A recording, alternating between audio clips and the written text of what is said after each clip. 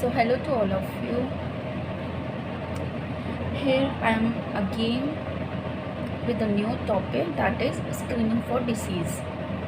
So this is basically a topic from a community medicine and for finding a disease, to know exactly the cause of disease, the case finding, the diagnostic tests that are coming under the field where you can find the particular disease that happened to a patient or a number of a population or a individual. So for finding the disease, screening must be done. So a topic of today is also the screening for disease. So let me explain what is the screening. First, screening is nothing, it is a test for infection or disease. A test for infection or disease. Now this infection can be happen to a population और individual. अब ये जो infection है ये आपका population में भी हो सकता है और इंडिविजुअल में भी हो सकता है. सो बेसिकली हम स्क्रीनिंग करते हैं इन्फेक्शन या डिसीज़ को फाइंड आउट करने के लिए एक इंडिविजुअल पे भी और a number of a population पे भी. ठीक है. अब ये जो पॉपुलेशन और इंडिविजुअल्स हैं, ये वो इंडिविजुअल हैं that may not seeking any kind of health care for a time. अब कोई नॉर्मल ह्यूमन बीइंग होगा जो बहुत ज़्यादा हेल्थ कॉन्शियस होगा, तो वो क्या करते हैं 6 मंथ्स में जाते हैं अपना चेकअप कराते हैं रूटीन, एंड देन दे में फाइंड आउट कि उनको क्या क्या किस किस चीज़ की कमी है या क्या उनको दिक्कत हो रही है, और उसके बाद जाके वो हेल्थ केयर में हेल्प लेते हैं and then further as soon as possible treatment start हो जाता है और फिर वो इंडिविजुअल रिकवर हो जाता है. बट इसमें क्या होता है, इंडिविजुअल या वो नंबर ऑफ अ पॉपुलेशन में not seeking any kind of health care. ठीक है. अब मैं इसका आपको एग्जांपल देना चाहूँगी. फॉर एग्जांपल एड्स, जो ब्लड डोनेट करते हैं उनमें एड्स के लिए सीरोलॉजिकल एग्जामिनेशन होता है जिसको स्क्रीनिंग बोलते हैं, जो एज अ स्क्रीनिंग का एग्जाम्पल हम लेते हैं. सेकेंड आता है हमारा प्रीमेराइटल स्क्रीनिंग फॉर साइफिल्स. ठीक है. साइफिल्स के लिए भी प्रीमेराइटल स्क्रीनिंग होती है. अब व्हाट इज साइफिल्स? साइफिल भी एक इन्फेक्शन है that usually transmitted through sexual intercourse. तो इसमें फर्स्ट ऑफ ऑल ये जो इंडिविजुअल्स हैं हमारे प्लस पॉपुलेशन है, they may not seeking any kind of health care. Plus example हमारा एड्स, जो सीरोलॉजिकल टेस्टिंग होती है एड्स में ब्लड डोनर्स में होते हैं ये स्पेशली. देन हमारा प्रीमेराइटल स्क्रीनिंग आ गया आपका साइफिल्स के लिए, प्लस आपका आ गया न्यूनेटल स्क्रीनिंग. ठीक है. Neonatal screening. सो ये हो गया स्क्रीनिंग के बारे में. नाउ अब स्क्रीनिंग के बाद हम देखते हैं case findings. So case finding क्या होती है? केस फाइंडिंग हमारा जो फर्स्ट है वो है स्क्रीनिंग, सेकेंड इज हमारा case findings. So case finding में क्या होती है, आपके पास अब किसी भी केस को फाइंड आउट करने के लिए आप सबसे पहले क्या करोगे? सबसे पहले आप करोगे क्लिनिकल या फिर लेबोरेटरी टेस्ट. ठीक है. सो ये हम करेंगे to detect diseases in individual. अब इसमें एक चीज़ आती है, जो ये केस फाइंडिंग होती है in the terms of screening के लिए. इसमें क्या होता है, फॉर एग्जांपल प्रेग्नेंट वुमेन का हम लेते हैं. प्रेग्नेंट वुमेन है, हमें उसके डे टू डे टेस्ट होते हैं. ठीक है. सो प्रेग्नेंट रीज़न हमारा ये है कि वो प्रेग्नेंट वुमेन है. अब हम उसमें क्या क्या अलग अलग क्लिनिकल या लेबोरेटरी टेस्ट कराएंगे. फॉर एग्जांपल हम हाइपरटेंशन का करा सकते हैं. ठीक है. सर्विक्स कैंसर का करा सकते हैं, ब्रेस्ट कैंसर का करा सकते हैं, डायबिटीज़ मेलाइटस का करा सकते हैं. ठीक है. सो ये उन इंडिविजुअल्स में होता है जो एक्चुअली में अनदर रीज़न के लिए हेल्थ केयर पे विज़िट करते हैं, ठीक है। प्लस जब वो किसी और रीज़न के लिए हेल्थ केयर पे विज़िट करेंगे, so doctor prescribe some other test not regarding to that particular disease or infection but some other reason. For example, if I am gaining very much of weight, okay, so मैं doctor के पास जाऊँगी, मैं बोलूँगी अब मेरा वज़न ज़्यादा बढ़ रहा है, सो वो मेरा थायराइड तो कराएंगे प्लस एक पीसीओडी का भी टेस्ट कराएंगे। मेरे पास कुछ ऐसे पीसीओडी के अब स्टार्टिंग सिम्टम्स नहीं है, ठीक है, मुझे इतना पता है कि वेट गेन हो रहा है, might be I am suffering from thyroid और आई हैव थायराइड, ठीक है, लेकिन मेरे को वहाँ जाके एक और कंडीशन पता चलती है जिसकी वजह से वेट गेन हो रहा है, दैट इज़ पीसीओडी, ठीक है। सो इसमें क्या हुआ, डॉक्टर को डाउट हुआ कि might be there are possible chances of this and this for gaining the weight, so he might prescribe me such test for for my weight gain, ठीक है। सो इसमें ये होता है। देन इसमें एक और चीज़ है फॉर प्रेग्नेंट फीमेल्स के लिए, जैसे मैंने आपको बताया, इसमें एक चीज़ होती है VDRL टेस्ट। अब VDRL टेस्ट होता है हमारा साइफिल्स के लिए, ठीक है। फुल फॉर्म क्या होती है VDRL टेस्ट की, वेनेरियल डिसीज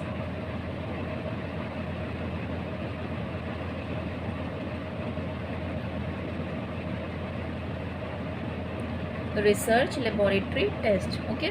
सो ये बेसिकली हमारा साइफिल्स के लिए होता है, जो कि हम प्रेग्नेंट वुमेन में देते हैं, क्योंकि मैंने प्रेग्नेंट वुमेन का एग्जांपल दिया था आपको कि प्रेग्नेंट वुमेन है तो उसमें हम क्या क्या चीज़ देखेंगे, हम उसमें VDRL टेस्ट भी कराएंगे साइफिल्स के लिए, प्लस हम उसमें ट्यूबरक्लोसिस भी देख सकते हैं, पल्मोनरी, ओके। देन हम हाइपरटेंशन देखेंगे, सर्विक्स का कैंसर देखेंगे, ब्रेस्ट कैंसर, डायबिटीज़ मेलाइटिस, क्योंकि ये बहुत अननोन साइन एंड सिम्टम्स देते हैं, प्लस ये फ्यूचर डिटेक्शन के लिए कि फ्यूचर में आगे कोई दिक्कत ना हो, फ्यूचर प्रिवेंशन के लिए बहुत बेस्ट है, ओके। सो नेक्स्ट अब हमारा आता है, ये हमने पढ़ लिया केस फाइंडिंग, ठीक है। अब हम पढ़ेंगे डायग्नोस्टिक टेस्ट के बारे में। हमारा third topic is diagnostic test.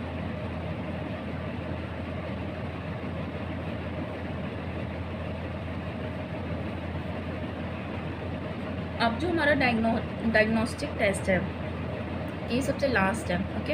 इसके बाद क्या होता है, हमें फाइनली एक पर्सपेक्टिव मिल जाता है कि अब ये डिसीज़ है, हम फाइनली एक क्लियर कट डायग्नोस अपना सेट कर लेते हैं।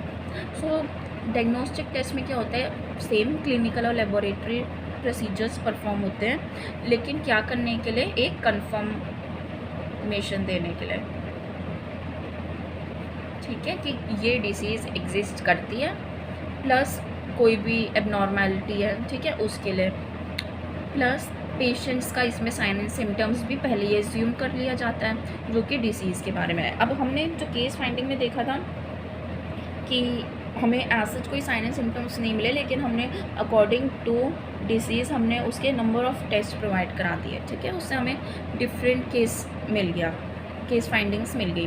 डायग्नोस्टिक टेस्ट में क्या होता है, इसमें आपको कॉन्फर्मेशन देना है, प्लस आपको एक क्लियर कट डायग्नोस मिल जाएगा, रिज़ल्ट मिल जाएगा, आप डिसीजन मेकिंग कर पाओगे, प्लस इसमें पेशेंट के साइन एंड सिम्टम्स भी इन्वॉल्व होते हैं जो कि अज्यूम करते हैं, एंड देन उसके रिगार्डिंग जो डिसीज़ है आप उसके लिए टेस्ट प्रोवाइड करते हो, ठीक है।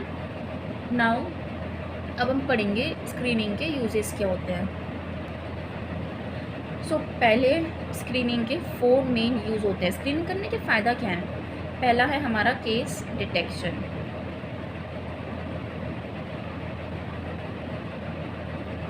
ठीक है। सेकंड है हमारा कंट्रोल ऑफ डिसीज़,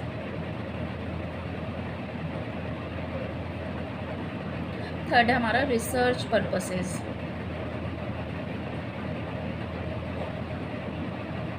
देन हमारा एजुकेशनल अपॉर्चुनिटीज़।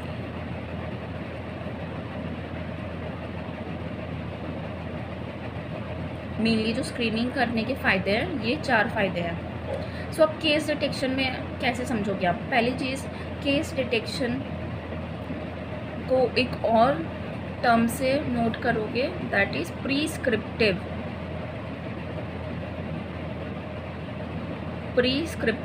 टर्म, ठीक है। इसमें क्या होगा, फर्स्ट ऑफ ऑल इसका एक बेनिफिट, ये एक हेल्दी एग्जामिनेशन है। सेकेंड, एसिम्टोमेटिक इंडिविजुअल और पॉपुलेशन पे इस पे आप देखोगे, मतलब जो इस इंडिविजुअल पे आप स्क्रीनिंग करना चाह रहे हो किसी भी पर्पज़ के लिए, वो एसिम्टोमेटिक होगी केस डिटेक्शन में, ठीक है। आपको ज़रूरी नहीं है कि कोई सिम्टम्स हो तभी आप स्क्रीनिंग कर सकते हो, नहीं, ऐसा कोई नीड नहीं है। Asymptomatic plus healthy examination, okay. Then ये बहुत रैपिड, बहुत इजीली और कम टाइम में आपको अच्छा रिजल्ट देगी फॉर एनी पर्पस, किसी भी पर्पज़ के लिए आप कर रहे हो। तो इसके ये 3 मेन एडवांटेजेस हैं। पहला, स्क्रीनिंग के लिए क्या एडवांटेजेस हैं उसके करने के, केस डिटेक्शन। केस डिटेक्शन में आपको क्या क्या चीज़ें मिल सकती हैं। केस डिटेक्शन पहले एक हेल्दियर एग्जामिनेशन है, प्लस इसमें आपको एसिम्टोमेटिक पेशेंट्स होते हैं, एसिम्टोमेटिक पॉपुलेशन है, आपको किसी ऐसे सिम्टम्स को नोटिफाई करने की ऐसी कोई ज़रूरत नहीं है। प्लस ये आपका ईजी प्रोसीजर होती है, ठीक है, ईजी होता है, आपको रैपिड रिज़ल्ट देता है, कम टाइम में रिज़ल्ट देता है जिस भी आप पॉपुलेशन को टारगेट करते हो। सो इसके 3 आपको फ़ायदे हैं। प्लस ये इस चीज़ के लिए नहीं है कि सबसे पहले कोई पेशेंट की रिक्वेस्ट होगी तभी आप करोगे। क्या होता है नॉर्मली, क्या होता है पेशेंट को अगर कोई भी दिक्कत होती है तो उनकी रिक्वेस्ट पे टेस्ट होते हैं, ठीक है। हम ऐसे किसी को घर से उठा के टेस्ट नहीं कर लेते, लेकिन स्क्रीनिंग के लिए हम एक नंबर ऑफ़ पॉपुलेशन को टारगेट करते हैं और उसमें करते हैं जो भी हमारे आगे प्रोसीजर्स होते हैं, ठीक है। सो इसमें आपको पेशेंट की रिक्वेस्ट की ज़रूरत नहीं होती, मतलब पेशेंट इसमें खुद से कोई रिक्वेस्ट नहीं करता कि मेरे ये करो, और आप इजीली कर सकते हो। सेकेंड आपका आता है कंट्रोल ऑफ डिसीज़। अब control of disease is also known by an another term that is prospective, ठीक है, प्रोस्पेक्टिव स्क्रीनिंग भी बोलते हैं इसको। अब प्रोस्पेक्टिव का मतलब होता है येट टू बी कमिंग, कोई भी ऐसी चीज़ जो आने वाली है,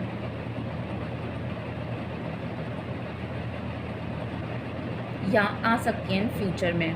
सो इसीलिए control of disease, as you can already relate this, कोई भी डिसीज़ आने वाली हो सो उसके लिए पहले ही हम उस डिसीज़ को कंट्रोल करने के लिए स्क्रीनिंग करते हैं। Now I am giving you an example of immigrants.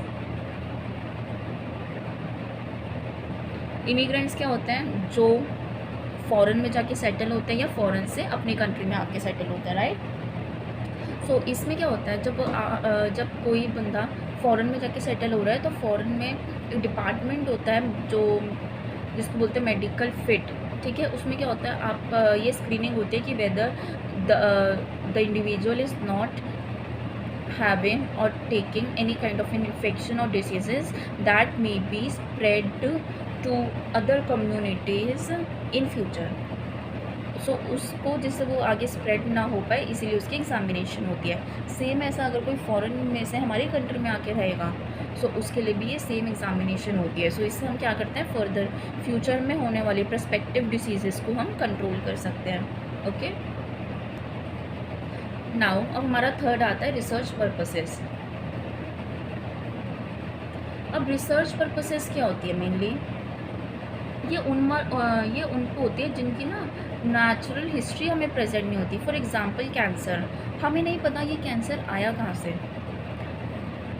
Another example is hypertension, हमें नहीं पता ये हाइपरटेंशन आई कहाँ से। तो इन चीज़ों को रिसर्च करने के लिए, रिसर्च पर्पसेस के लिए हम स्क्रीनिंग करते हैं, ठीक है, जिनकी हमें कोई भी नेचुरल हिस्ट्री हमारे लिए अननोन हो। देन आता है हमारा एजुकेशनल अपॉर्चुनिटीज़। अब एजुकेशनल अपॉर्चुनिटीज़ में क्या आता है, इंडिविजुअल पे आप कुछ भी स्क्रीन कर रहे हो। For example I am screening diabetes on any individual और एनी सर्टेन पॉपुलेशन। सो अब हमने स्टडी कर लिया, उसके हमने एस्पेक्ट्स या हमें कुछ ऐसी चीज़ मिली जो अभी तक अननोन है टू ऑडियंस, ठीक है, पब्लिक के लिए अननोन है। सो उसमें हमने वो चीज़ मार्क करी और इससे हमारे पास हमें क्या फ़ायदा है। प्लस एक है पब्लिक अवेयरनेस का, सेकंड हमारा एजुकेशनल पर्पसेस का, इससे एजुकेशन अच्छी होगी आगे जाके क्योंकि वो चीज़ अब ऐड हो जाएगी जो एक अननोन थी, प्लस पब्लिक में अवेयरनेस क्रिएट होगी।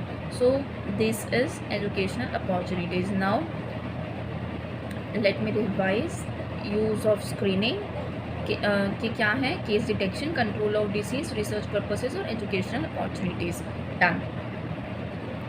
Now another topic is types of screening. अब हमने ये देख लिया स्क्रीनिंग क्या होती है, उसके यूजेस देख लिए। अब हम देखेंगे वो किन किन टाइप से होती है। Screening comes in 3 different types, ठीक है। The first is mass, second is high risk और सेलेक्टिव, थर्ड इज मल्टीफेजिक। अब मैं बहुत इजी टर्म में आपको समझा रही हूँ। मास स्क्रीनिंग, मास स्क्रीनिंग इज़ आप एक ह्यूज अमाउंट ऑफ पॉपुलेशन पे देखोगे। आप इसमें अडल्ट्स ले सकते हो, किसी भी एज ग्रुप के सब ग्रुप्स ले सकते हो, ठीक है। और उस पर आप अपना टेस्ट करोगे। कैसे टेस्ट करोगे? Build up a criteria, question answers कर सकते हो, टेस्ट परफॉर्म कर सकते हो फर्दर स्क्रीनिंग के लिए, फर्दर स्टडीज़ के लिए, या फर्दर आपका जो भी पर्पस है। सेकेंड आता है आपका हाई रिस्क और सेलेक्टिव स्क्रीनिंग। हाई रिस्क में आता है आपका वो एज ग्रुप जिस पे आप सेलेक्ट, पहले हम बात करेंगे सेलेक्टिव स्क्रीनिंग मतलब आपने कोई भी एक डिसीज़ ले ली जो इस टाइम पे बहुत ज़्यादा सेलेक्टिव है, प्लस ज़्यादा पॉपुलेशन में फैल रही है। Like I am taking the example of cervix cancer. Now selective screening हो गई। अब आप सेलेक्टिव स्क्रीनिंग देखोगे हाई रिस्क। अब हाई रिस्क मतलब कौन से एज ग्रुप में है जिसमें सर्विक्स कैंसर होने का सबसे ज़्यादा रिस्क है। So I am taking the age group according to me is after marriage to 40s।